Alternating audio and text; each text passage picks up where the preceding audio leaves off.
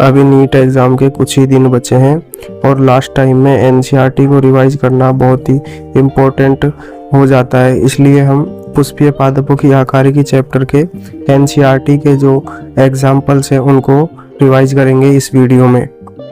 तो चलिए शुरू करते हैं।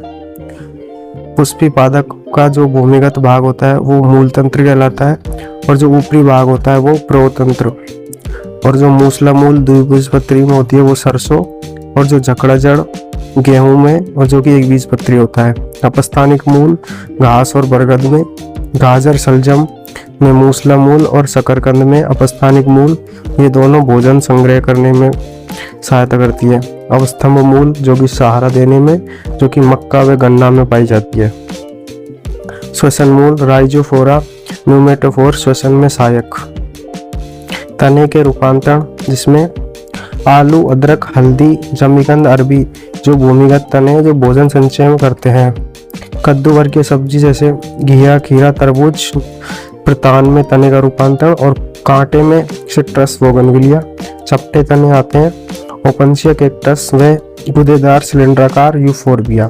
भूमिगत तने की बात करें तो घास और स्ट्रॉबेरी।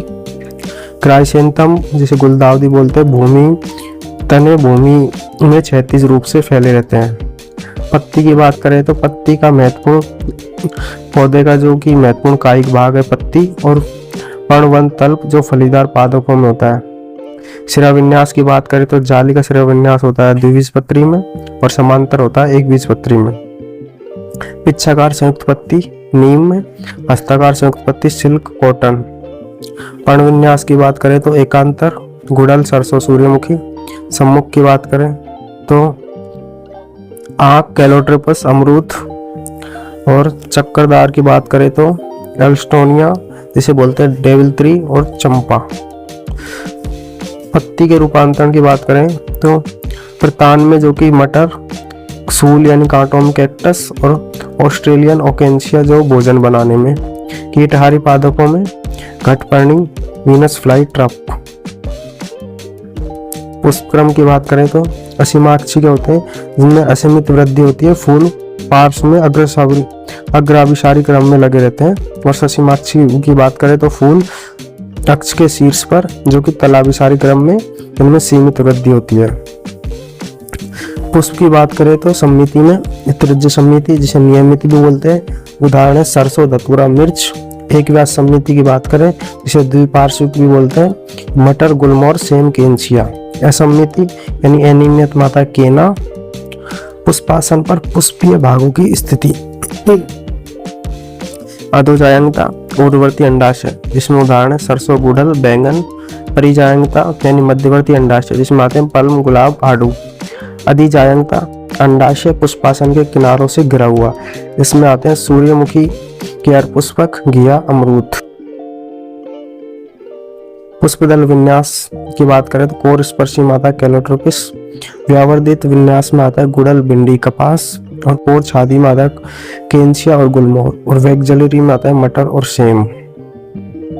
उमंग की बात करें तो दल लग्न जिसे एपिपेटलस बोलते हैं वो बैंगन, और परिदल लग्न जिसमें लिली। और एक संगी में गुड़हल, द्विसंगी में मटर और बहुसंगी में सिट्रस। उसी पुष्प के तंतु की लंबाई में भिन्नता, इसमें आता है सरसों और सेल्विया। जायंग की बात करें तो युक्तांडपी एपोकॉर्पस जिसमें गुलाब और कमल। युक्तांडपी सिनकार्पस सरसों और टमाटर। बीजांडन्यास की बात करें तो सीमांत होता है मटर में। स्तंभीय आता है गुड़हल, टमाटर, नींबू। और भित्तीय आता है क्रूसिफर यानी सरसों और अर्जेमोन। मुक्त स्तंभीय में डायंथम, प्रिमरोज। आधारी में सूर्यमुखी और गेंदा। फल बिना निषेचन के जो बिना निषेचन के होते हैं उन्हें अनिषेकी या पार्थेनोकॉर्निक जैसे आम तथा नारियल। अस्ट्रिल रूप जो कि इनमें होता है एकांडपी उर्वरती अंडाशय। परिपक्व अंडाशय से निर्मित फल की परिभाषा। बीजांड से बीज, द्विबीजपत्री। बाहरी परत बीजावरण, दो सतह। बाहरी को बोलते हैं बीजचोल और भीतरी को बोलते हैं टैगमैन। द्विबीजपत्री भ्रूणपोषी होते हैं जिनमें चना, सेम, मटर। अपवाद है जो कि भ्रूणपोषी होता है अरंड। एक बीजपत्री प्राय भ्रूणपोषी होते हैं। अपवाद जो कि अभ्रूणपोषी है, जिसमें आता है ऑर्किड। एक प्रोटीन की सतह होती है जिसे एलिरोन कहते हैं। एक बड़ा डालाकार बीजपत्र जिसे स्कूटेलम कहते हैं। एक छोटा अक्ष जिसमें प्रांकुर व सूक्ष्म प्रांकुर व मूलांकुर होते हैं। ये एनसीईआरटी है मॉर्फोलॉजी ऑफ फ्लावरिंग प्लांट की। वीडियो अच्छी लगी तो वीडियो को लाइक और चैनल को सब्सक्राइब जरूर करना। Thanks for watching.